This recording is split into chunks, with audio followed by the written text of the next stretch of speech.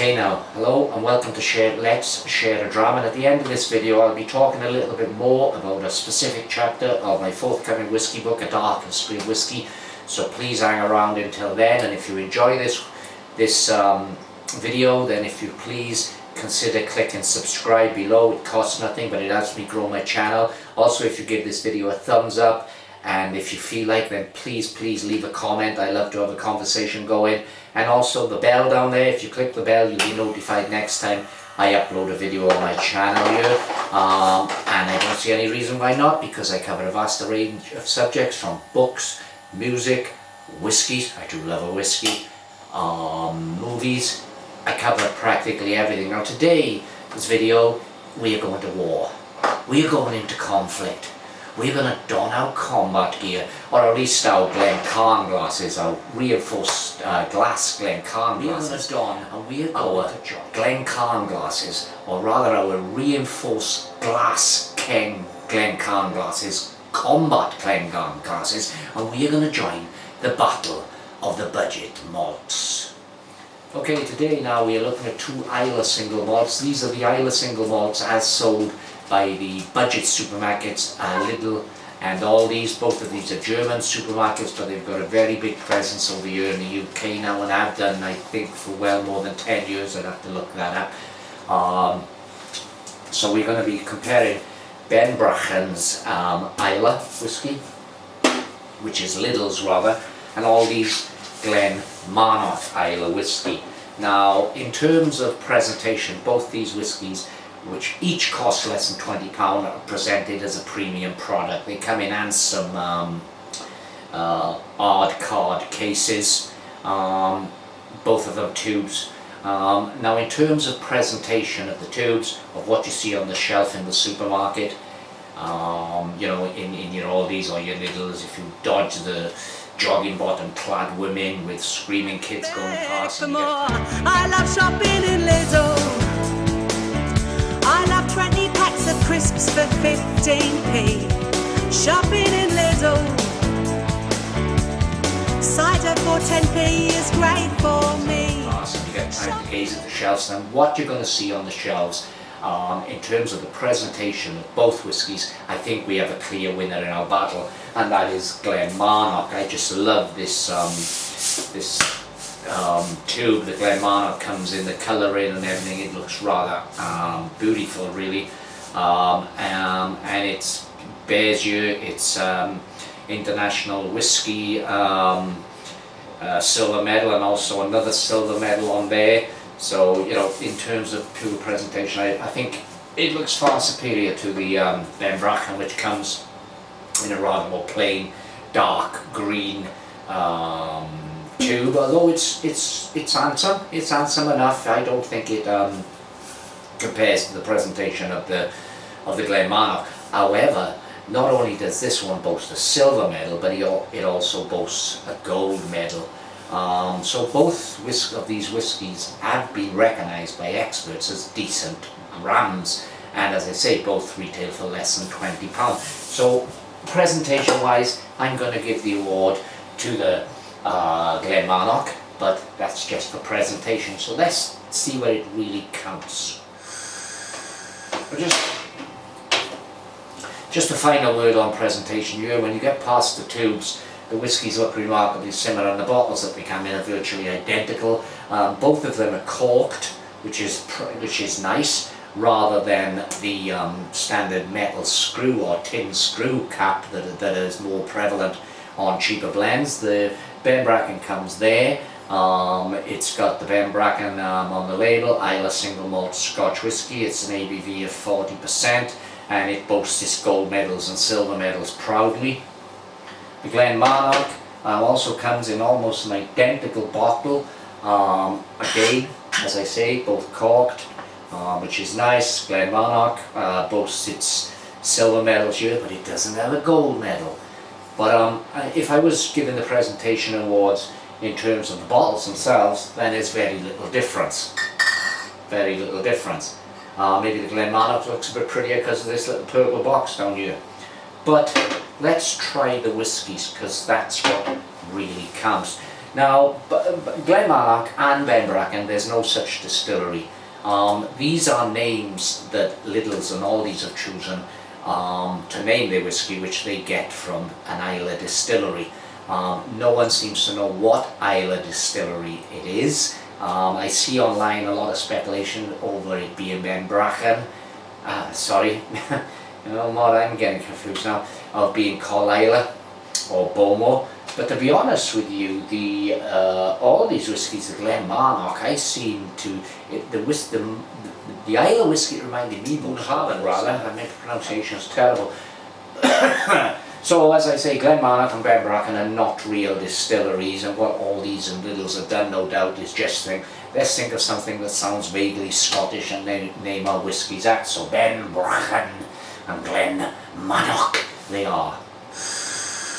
Now I'm going to do the Benbracken first. I poured myself a glass of each in a Lafroig glass. And Lafroig, now I like peated whiskies, which is why I buy both of these whiskies on a fairly regular basis, because I do like peated whiskies. But Lafroig is probably my favourite of the peated whiskies out there. So anyway, back to the Benbracken. We know it's 3-year-old, you know, there may be some older whiskies in there, but the youngest one used is 3-year-old, of course, which is the bare minimum for Scotch whisky. Colour-wise, it's both a very, very similar, so I suspect there are some colourings used. But I'm going to take the Benbracken to the nose. And right away you're getting that smoke. You know this is an Islay whiskey. This smoke is, oh, it's front forward on this.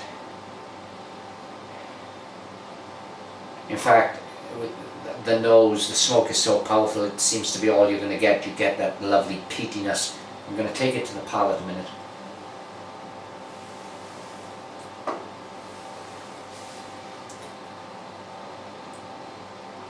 Now right away with the Benbracken, the peat, the smoke is powerful. This is a peat monster, and I like this. I do like this sort of thing. I love heavily peated whiskies. So I'm getting that smoke. I'm getting that charcoal, almost ashy taste. But I'm also getting, I think, a little dark chocolate and maybe some cloves. The finish is quite nice. So let's try the Glenmarnock again, an Islay whiskey. This just reminds me of Bunnahabhain. Not so much smoke on the nose, although it's there. I also feel there's more of a fruity, sweet aroma to the Glenmarnock.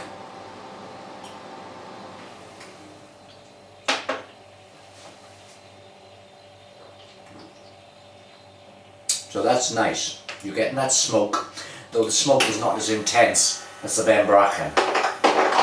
It's dialed back a lot. So this may be a preferable whiskey for people who like a little smoke but don't like it to blow their socks off. This might be, there's honey there. It's definitely fruity and honey. Now I can't say which one of these are better. All I can say is which one I prefer. I think they're much alike. I don't think there's anything wrong with either of these whiskies, but the one I prefer is, drumroll please, the Benbracken. But that's merely because I love smoky whiskies, and the Benbracken really is smoky. It's very intense. It's like I had what was it called? A smokehead whiskey, and that was heavily peated, and this is peated to that extent. It's not as it's not as intense in terms of smoke as say an Ardbeg.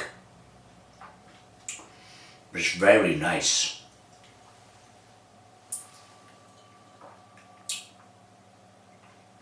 But this one only comes out on top because I am I love peaty. I love the peaty, smoky taste. Now, I suspect from a lot of my friends who are into whiskey that I speak to, that I'm in the minority for craving this much smoke. So If you like smoke, but you don't like the really blow off, then probably the Glenmarnock, you'd be more suitable with the Glenmarnock, because there is smoke, but there's a lot more to the smoke. I think it may even be slightly more complex than the Benbracken. There may be a bigger range of flavours here. There's honey with this, there's a sweetness. But I still, as I say, would vouch for the Benbracken because smoke is to my taste. Now what I will say is both these whiskies are good. Now these are single malt whiskies, okay? They may come from Bowmore, they may come from Carlisle, they may even come from Bunhaberman or some of the other distilleries out in the Isle. We know it's an Isle whiskey, as I say, it's labelled as an Isle whiskey, but we can't say fully what they come from. The Glenmarnock does remind me a lot of Bunhaberman. The Benbracken, I couldn't confidently say if it's Carlisle or Bowmore, which is what most people seem to think. I couldn't say which it is. I will just say that Benbracken is my favourite, but I need to qualify that. I'm not saying that Benbracken is a better whiskey than Glenmarnock. I think they're the like. They're both very good value for money. Yes, they're both young malts, but they both quality drinks. You know, this is not gut rot. This is a quality drink, and both are worth buying. If you're a smoke monster like me and you really love the intense bonfirey taste of heavily peated whiskies, then Benbracken is the one for you. If on the other hand you like a little smoke, but you like a bit more complexity, you like a far bigger range of flavours, then Glenmarnock would be for you. But that's our battle of the budget malts, and it seems there was very little bloodshed and no casualties. Anyway, I'm going to tell you a little bit now about a specific chapter of my forthcoming book, A Dark History of Whisky, which is published in February 2025 by Pen and Sword Books, but it's available now for pre-order, and I do suggest that you could pre-order a copy, or I would ask you to pre-order a copy. Push me up in the rankings. This gets my book selling, because I truly believe that Dark History of Whisky is a totally unique whisky book. There's nothing else like it out there. So anyway, I've just given you my thoughts on both Benbracken and Glenmarnock. Benbracken from Lidl's and Glenmarnock from Aldi's. So, here we go. Let's have a look at a specific chapter of my book, A Dark History of Whisky. Okay, now, as I say, my forthcoming book, A Dark History of Whisky, is a unique whisky book because it looks at the darker side of whisky, whisky noir if you please. Now, there are some tasting notes in my book, but they are right towards the end of the book, and they're just a small section at the end of the book, because my book looks at this darker history of whisky. It also looks at whisky and pop culture, so it's unlike any other whisky book that's out there. But as we've just done a review comparing two budget malts, I'd like to tell you a little bit about the chapter at the end of my book, A Dark History of Whisky, which looks at tasting notes. So I'm going to read you the opening of chapter, what chapter is it in the book? Chapter 14. The chapter title is Let's Taste Whisky and Throw in Some Mixers. So I'm just going to read you this off the final proof draft that I've received in PDF form from my publishers. As I say, the book is not out till next February. So I'm just going to read you the opening to my tasting notes here. I promised earlier that this book would contain tasting notes, and here they are. However, these are not the standard tasting notes that can be found in many other whisky books that are out there, and there are many. Nor is this a selection of what I consider the best whiskies. That would be a book in itself. Instead, I have limited the tastings to a select few whiskies with several rules for inclusion. Firstly, they must be easily available, and most importantly, affordable. I see no use in extolling the virtues of an hugely expensive and extremely rare single malt if most of us will never get to experience this. Likewise, the limited editions that have collectors rushing for their credit cards are beyond the brief of this book. These are tasting notes for the everyman. The whisky enthusiast who demands quality on a budget and isn't easily bamboozled by fancy advertising and outlandish claims. I have also tried to recommend the possible mixers that go well with a particular whisky: ginger ale, cola, soda water, green tea and even coconut water. The latter is fast becoming a popular mixer for whiskey, and you can blame writer Dave Broom for that. It was he who extolled the mixer's merits in his seminal work, Whisky the Manual, published by Octopus in 2014. This is a book I would point the reader to if they seek a detailed exploration of consuming whiskey as a mixed drink.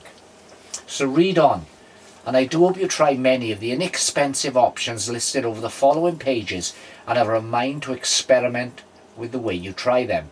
Do try the mixers recommended, and don't make the mistake of thinking that whiskey is just another drink when it is so much more than that. It holds a fascination for enthusiasts around the world, and truly is an experience like no other. Cheers, Skal, Shalanche, bottoms up. That is an extract from the introduction of the tasting notes, which come toward the end of my book, A Dark History of Whisky. It goes on to give you a look at several Scotch blends and to show you how I'm settling on commonplace, easily available whiskies. The first two blends that I talk about here are Bell's and the famous Grouse Regular and the famous Grouse Smoky Black. There are of course many more blends there, but that's just a tasting.